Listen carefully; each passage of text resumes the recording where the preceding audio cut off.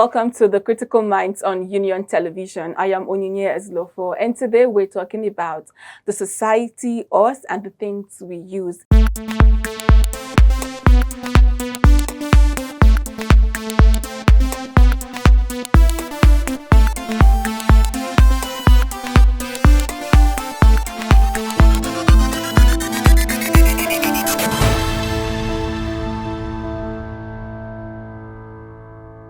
And today in the studio, we have Tinuade. She's a multi-award-winning tech Amazon, a transformational coach, and an evangelist. She teaches tech, she mentors on tech, and she's that person who has the information you need on technology and what you can use technology to do as it concerns the society. Our topic for today is Internet of Things and Urbanization, and I'm glad to have Tinuade here with me. Hi, Tinu. Hi, Onyinye. Thank you for having me.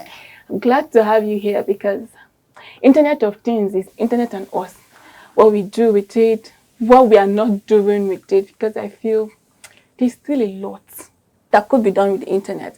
But then we'll be going on a short break now, and when we come back from this break, we'll be delving deep into this topic. Stay with us.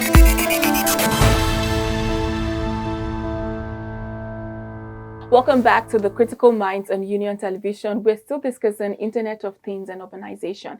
And yes, Tinu, what do you think, or what is Internet of Things? Let's start with that so we can create a foundation for the person listening to us right now. Okay, thank you very much, Onyinye. And I really thank you for having me on this show.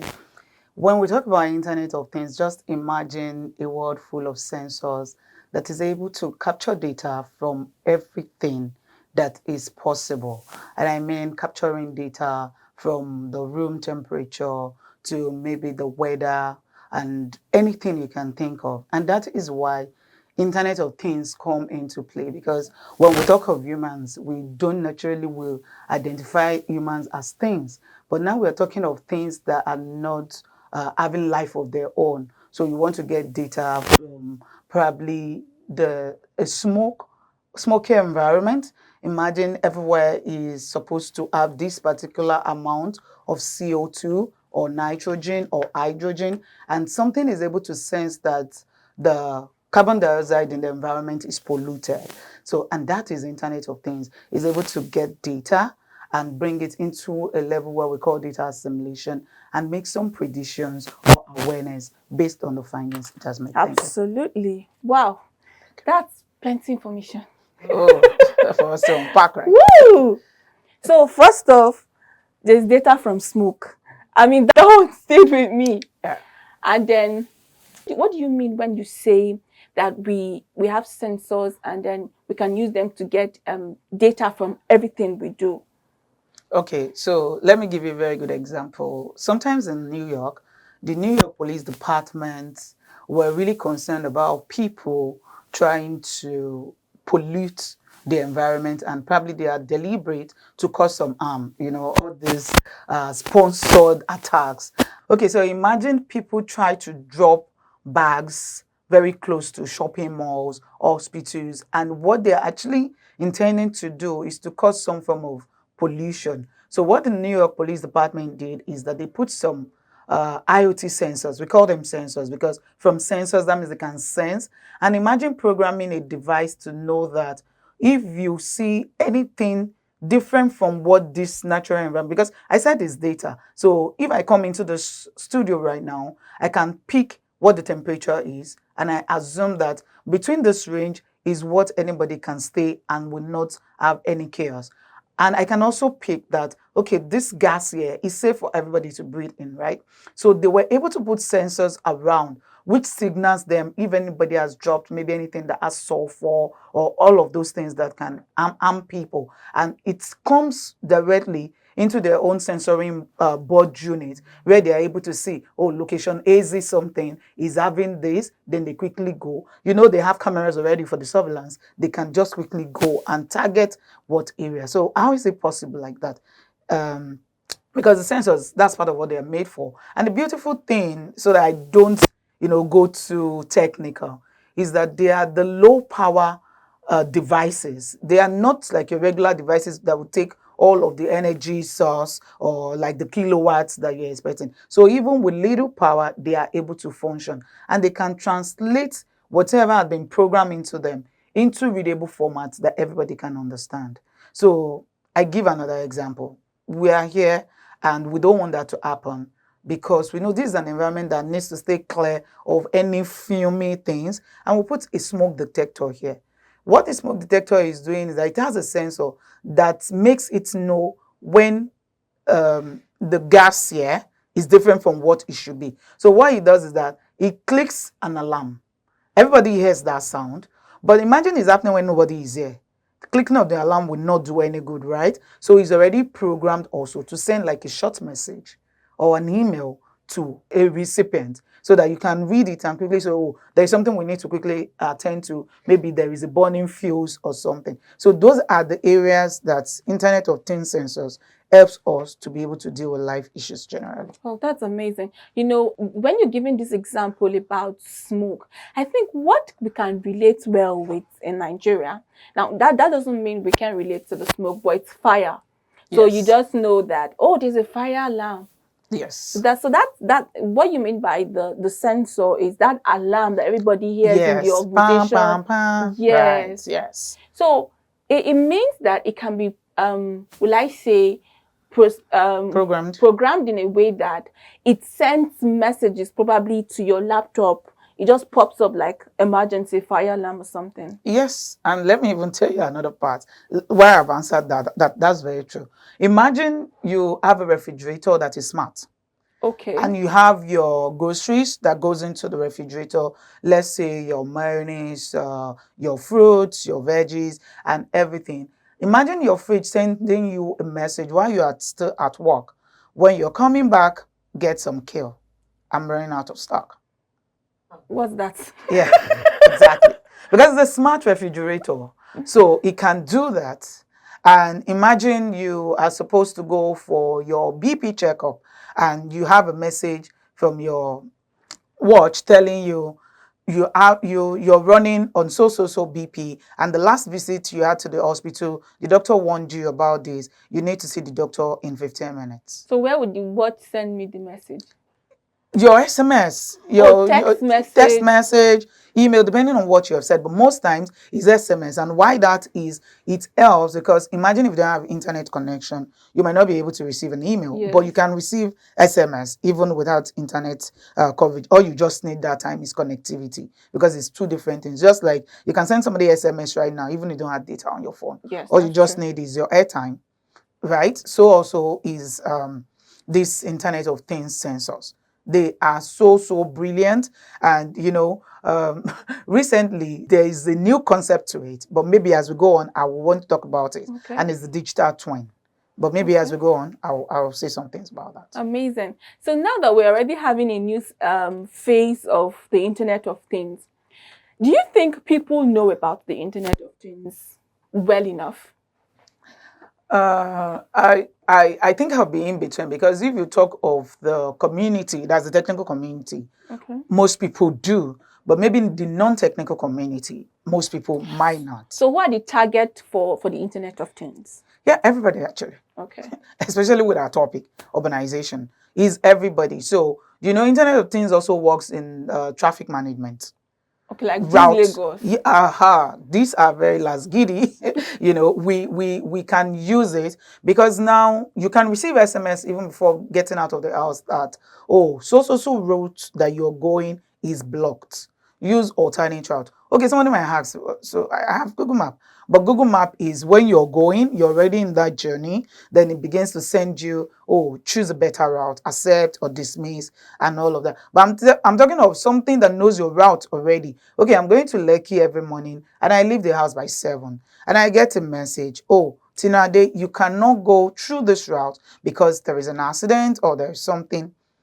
It's because the traffic management system now has sent a message, because every valid vehicle owner has registered their details and there is a phone number. So the system already has it. So if you're going in that direction, it sends you a message.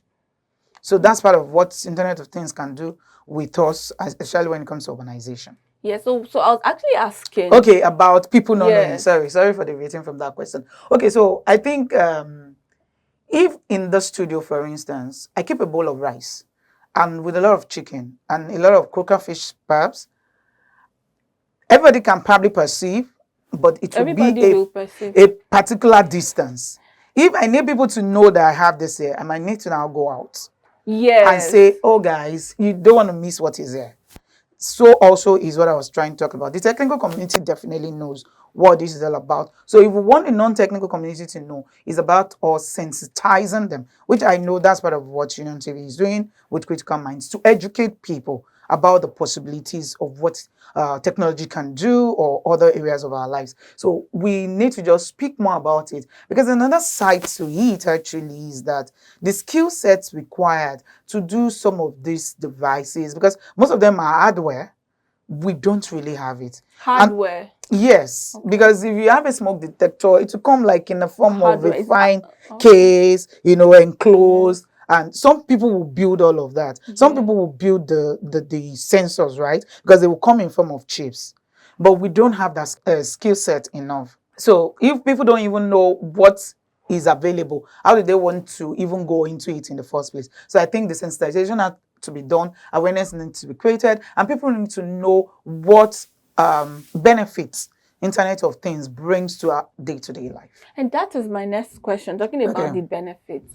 So what are the benefits? Because we're actually doing good without this Internet of Things. You think so? We're doing just fine. We're even living longer.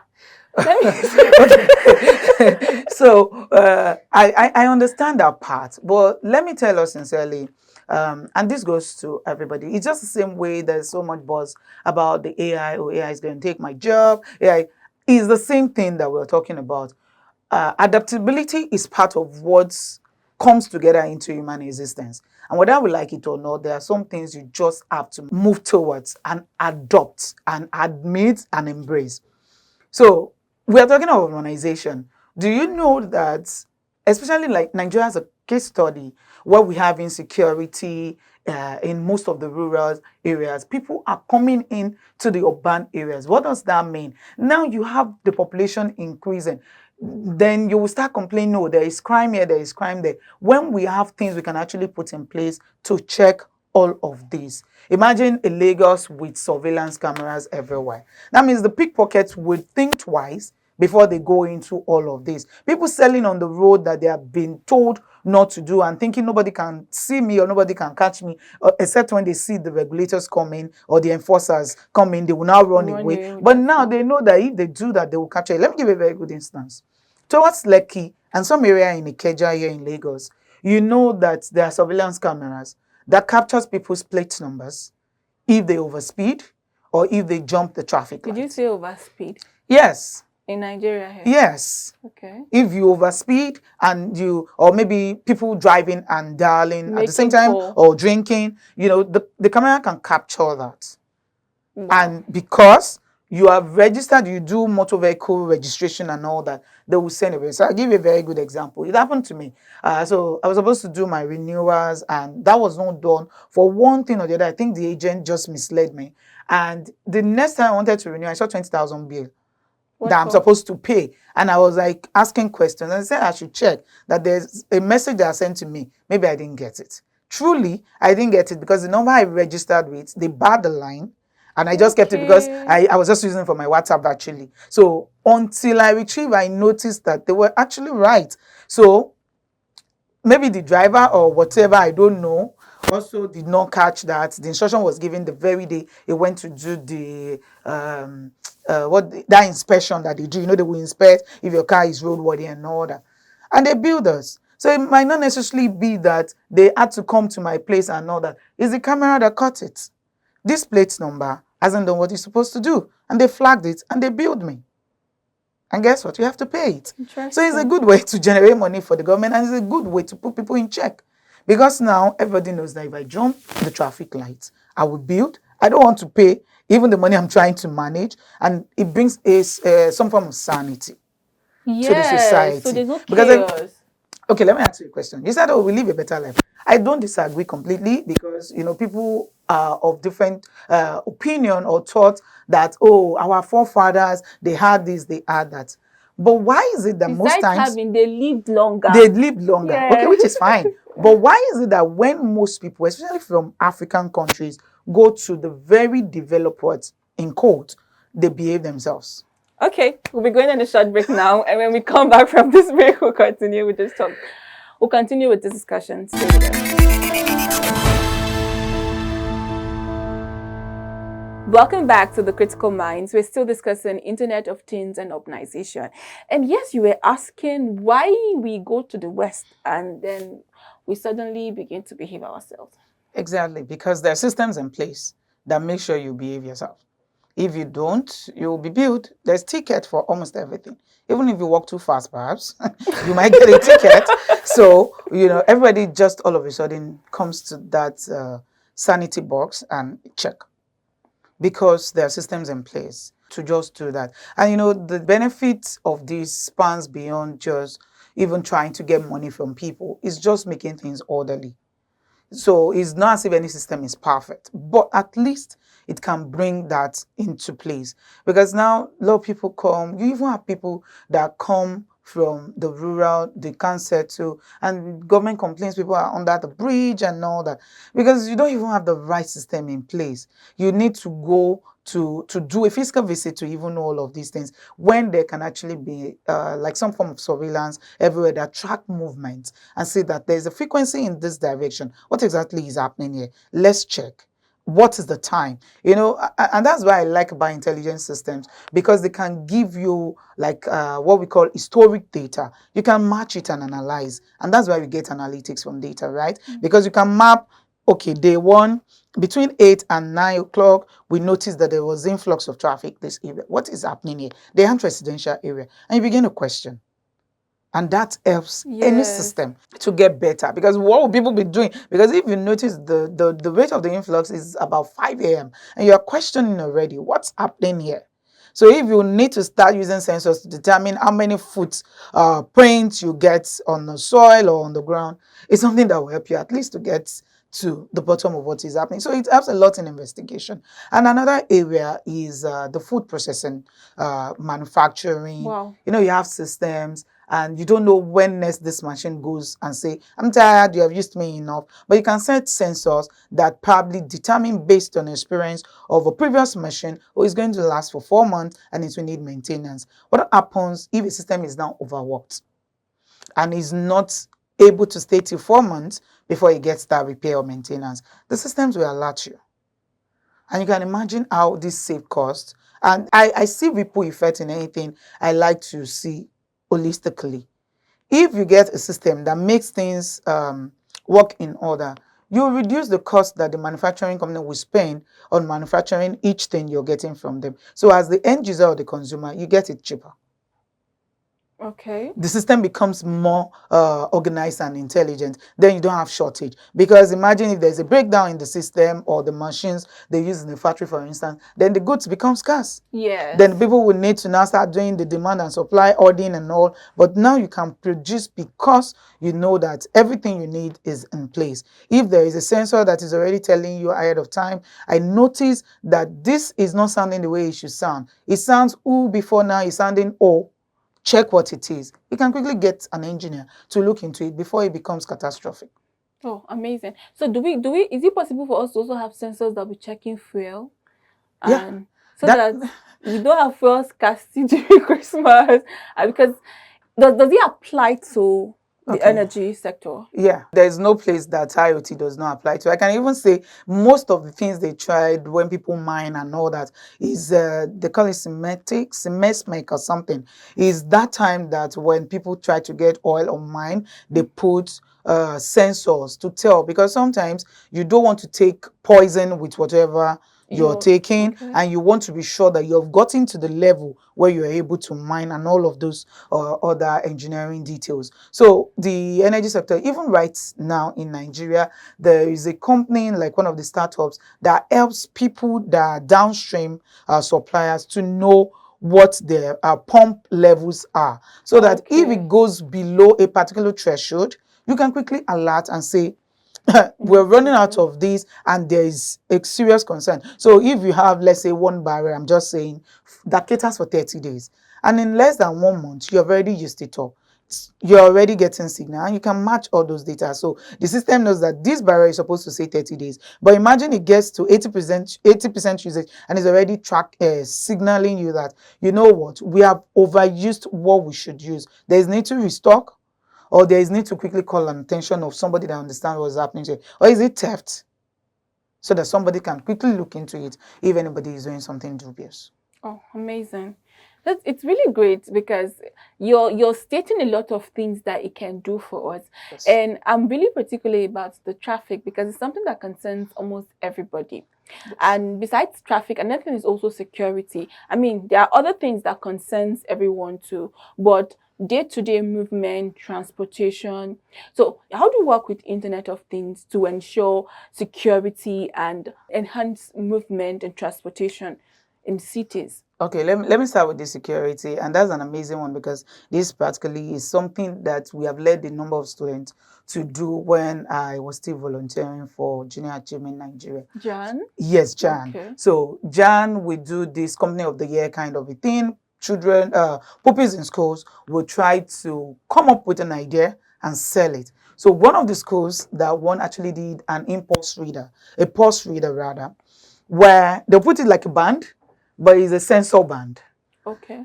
And there was a lot of kidnap in the south region that moment, that period, and these students were from the south. So what they did is that band actually has like a sensor that will monitor if their pulse goes up because of fear. You know, like there's a way you feel when you panic, your body is not safe, and it sends a message to the police and to teachers and to parents, and with location, that's the coordinates. So, you know, this is an amazing development, because that means if somebody, because even at the pointing of a gun, I remember once in my life that I saw a policeman point a gun at a downfall driver in Lagos. I went flat. The gala I was eating fell on the floor because I thought the gun was actually facing me, but it was actually facing the driver. And they just did that to scare him to stop because he was not going to stop. So imagine I had such a band. It can send signal to probably my husband or my mom, my dad, anybody that can help or say that, oh, is Exino is in some form of danger and all that. So that's a very practical one at a low scale. However, generally now we are in the dispensation of people wearing smartwatch and all that. It says, oh, it tracks your health. It can actually also track your pulse, and you can embed it into such a level that a chip can be activated, because most of these chips, so you have like a software, like an application for them that can be installed, and at any point in time, if you or people that have crisis, I mean health crisis, you can actually signal so that people know when they should come to help. Welcome back to The Critical Minds. We're still discussing Internet of Things and urbanization. I wanted to say something about social engineering so that everybody even understands it. Imagine a bus stop and about, let's say, 15 people there, and there are two bad guys there, and they want to know where everybody have their money. All that we need to do is, one, we go out and just whisper in such a way that everybody can hear and say, oh, I think somebody is picking people's wallet here. Everybody needs to be safe. The remaining 13 people, not knowing that this is a compromised person, what do you think they will do? If you have your wallet in your pocket, you will quickly check it. You already signal the person to know where they will pick it. If you have it in your front shirt pocket, you quickly hold it. And if you have it in your bag, you quickly want to check. And that is how they know where to target. So I wanted to give that example. Well, it's now very easy. So just like inciting people, and then their reaction is what you're going to use divulge that information that they need.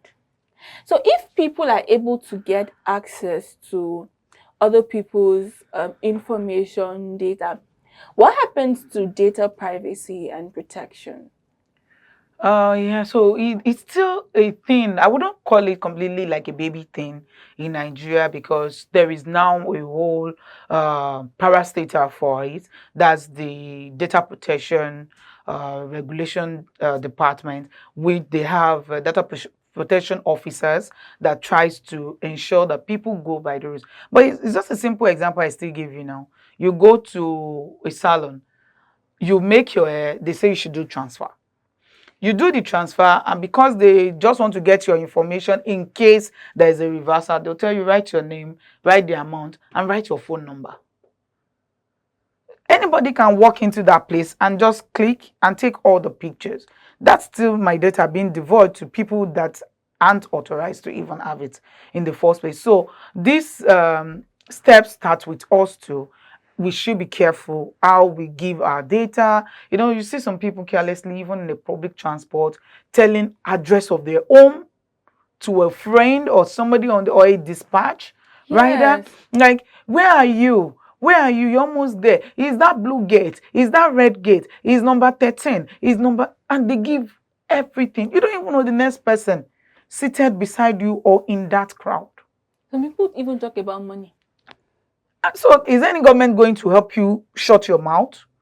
Is there any regulatory body going to help you to shut your mouth? So it starts from, you know, the individual too. We need to know what level of information can you give to people. And people mistaking access and authorization and all of that. Okay, somebody can have access to come into your house, but it's not authorized to come into your bedroom. It's still in your house, but that is probably for people that you're very close to or family. So we just have to know what level of rights we give everybody and manage it with all that we know or how we do it. But when it comes to the data protection, a lot of work also needs to be done because people need to know when they're already crossing the boundaries. So that way, everybody stays safe at least. Oh, interesting. Do you think people are safe on social media platforms because a lot of information is out there? In fact, that's another topic on its own. In July, so that's last month, I was an expert observer with Meta privacy, policy appropriation, age appropriation, design jam. And I was shocked to hear teenagers talking about some things they do. You know, there are some apps that have been targeted at the teenagers or children. Yeah. They will tell you it's free, you download. While you're playing the game, they bring ads to you. Yes. Some will even ask you to download yet another app. And before you know it, because the child in question or the person in question is engrossed with what they are doing, some even come in form of movies, all those short movies, and you know, just keep clicking everything away. So just like I mentioned about the marketplace and your digital footprint, you go to social media. It is good to, if I'm going to the market, for example, let me just put it this way, and I want to go and get something to make my soup. Please, if I'm making just soup, do I need to go to probably where they are selling yam or cocoa yam or anything? I'll just go straight, get the pepper, get everything, the onions, ginger, and garlic, or everything I need. And that cautiousness is also one of the things that will not make me waste my time there. It's also what will not make me go and fall into somebody saying, buy this Titus fish, a carton for 100 naira. When I know Titus is now costly. That's some form of distraction already. And start clicking away because people like free things. This free thing is an issue. So they feel, oh, they go to social media. They don't want to even critically question anything. You hear people tell you they will give you 500,000 if you just, at least just calm down. And look at it, 500,000 just because I click this. Maybe some people do such promos, but you just have to take some caution too. So social media is a great place to be. We are on LinkedIn. We know it's a place for professionals to meet. We know a lot of things that we have done through LinkedIn. We're on Instagram, but when you don't have the right education, like I said, if the purpose of a thing is not known, you abuse it without even knowing. So you go there, you see like cases of people they say they rob, go on social media, take a picture of themselves in front of their house, start making videos, because they want to do a reel or something. I'm just leaving my house now and I'm wearing this Gucci thing, blah, blah, blah. And they go and they show all the estate all through. And your account is not private. So people are following you. People are seeing your data. And you even want to promote it so that more people would see. We see it. So the digital platform will even tell you, boost this reel. And you boost your danger. Wow. Interesting. So it's really been a very critical talk, right? Internet of Things, the internet around you, and the things you do on the internet. This brings us to the end of this conversation for today. For more interesting episodes, follow us across all our social media platforms. And yes, subscribe to our YouTube channel. As always, I am Onyinye Eslofo. And until I see you again, keep watching The Critical Minds on Union Television.